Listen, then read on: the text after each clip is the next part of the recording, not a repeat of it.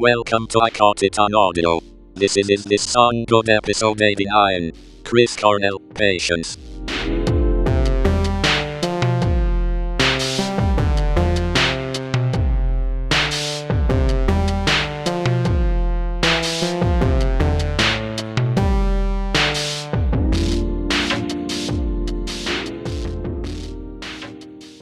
Welcome to I Caught It on Audio. In today's episode, we are continuing our Is This Song Good series.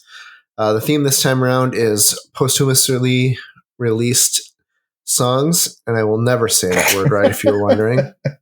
That's my fifth try, and I've got one more next week, or in 2 weeks, rather. Today, we're going to be talking about a song Dan picked. So, Dan, why don't you tell us what we've got today? The song today is Patience by Chris Cornell. Came out in 2020, about 3 years after he died. It was on an album called No One Sings Like You Anymore, Volume 1, which is a covers album that he had recorded in 2016. It is a cover of the Guns N' Roses song Patience. I heard this one on the radio back in 2020. Really? Yep. It was pretty popular on the radio for a little bit there. Not that people listen to the radio all that much these days, but when I was delivering pizzas, I was on the road all the time, and so I would sometimes just go to that. And I am not anti-Guns N' Roses by any means. I used to really like Guns N' Roses, but I heard that song one too many times, and I'd never want to hear the Guns N' Roses version again. And so when they were like, oh, this is the new Guns N' Roses cover by Chris Cornell, it's like, I wish he'd chosen a different song because everything he covers is amazing. Mm-hmm. And then I listened to it and I was like, oh, that was kind of amazing. Dang it. I really liked it. I think it had some interesting like percussion wrinkles to set it apart. And I think the thing that he does really well for me is he sings these songs simply. He doesn't rev up the Ferrari very often in these covers, but when he does, just like on a line or two, it's like really thrilling. And I think that slightly more withdrawn approach really works well. Had you guys heard this before? Dave, had you heard this one before we listened to it for this podcast? I'm pretty sure I had heard it before. It's not the cover that stands out for me. I think my favorite of his is the cover of Billie Jean. But this is a really good one as well. Like you said, his vocals they're definitely not Axl Rose vocals. And I think as much as I love Axl Rose, I also find he's the part of Guns N' Roses that I dislike the most, if that makes any sense. Yeah, it does. It does. And you don't have that problem with Chris Cornell. He's easily one of the best vocalists, certainly of the 90s, maybe of all of rock and roll. And he just nails, it's not just his amazing range, like the Ferrari, as you referred to it, where he can do these incredible things, but it's his awareness of what to do and when to do it. And I absolutely love this song, this version of the song. It's a really cool take on it. And yeah, I think he did a great job. How about you, Zach? What did you think of this one? So I had not heard this one before. It was completely new to me. And at first, it didn't really strike me. I was kind of, I wouldn't say put off, but just it didn't really grab me in any specific way.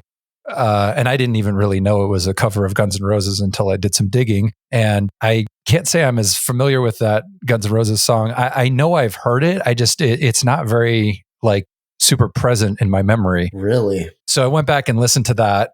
And then it gave me a little bit better context for, the cover version. And it really started to grow on me. And I really liked, what he did with the acoustic guitars. I have to say, I am very thankful he didn't do any whistling on this cover.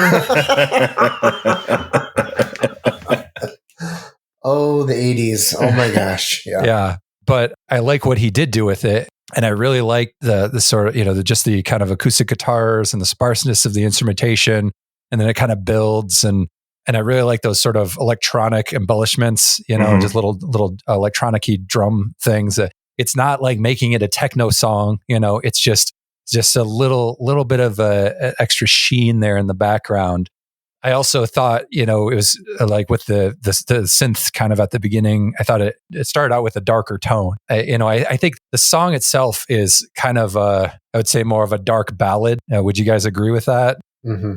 Yeah, but hopeful, I would say. Yeah, it's hopeful, but it's about sort of like relationship woes was my take on it. Yeah, they're in a bad place right now. Yeah. Is kind of what it's saying. And I think Chris did a really good job of sort of kind of starting off with that darkness and then kind of like lifting it out of it by the end of it. But I also think it's kind of interesting in the context of reality and that he committed suicide and that some of those lyrics actually evoke, the emotions around his death and and what might have been going on with him and things, maybe with not necessarily with his wife or partner, but maybe his desire to be alive and in the world. Yeah, was the thing he was struggling with.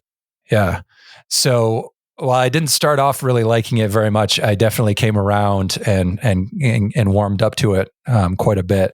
And I think it's a really good song. I think he does some interesting things with it, and I would go as far as saying that I do like it better than the Guns N' Roses song, primarily because of the whistling. But well, I'll tell you, when I first heard it, and they, like I said, they said, "Oh, it's Guns N' Roses' Patience," discovered by Chris Cornell. I was like, my first thought was that song, dang it. And then my second thought as I was listening to it was, what is he going to do with the outro? And I fully expected the sing-along outro, and I have to say, I think it's better without it. Yeah. I was pleased to not hear it. Now, Zach, you weren't really remembering the song when you first heard it, but Dave, were you expecting the outro on this one when you were listening to it originally?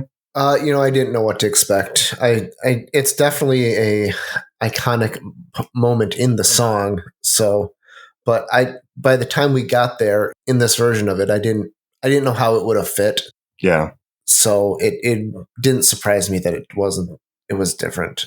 Well, I would have liked to hear Chris Cornell do the high Axl vocals at the end. Yeah. Oh, yeah. But I think the song works better. It's just simpler and more concise. Mm-hmm. Right. And he would have hit all those notes without hesitation. Yeah. But like I said, his strength is knowing his greatest strength is knowing when to do the high notes and when to do the big vocal things. And Axl, while he's, a very good singer, doesn't have that restraint. Yeah. Axl only ever goes for it. There is no restraint with Axl Rose. Yeah. And I love Guns N' Roses. They're probably, if I had to pick a hair band, it would be Guns N' Roses. No doubt about it. But I do like this version of the song too. I agree, Zach. I think this is the only version I want to listen to going forward, personally. So it sounds like we all agree that this is a good song. I would say this song is good. Yep. Yes, this song is good. Okay.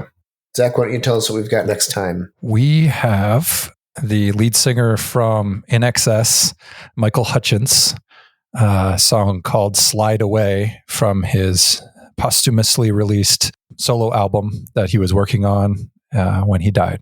All right. So tell us what you think. Is this Chris Cornell version better, or is the Guns N' Roses version better? Like and subscribe if you do that kind of thing. And if you want more content like this, you can find everything we've done at 64tacos.com. And if you really liked it, go to buymeacoffee.com/64tacos, where you can buy us a taco. And thanks for listening.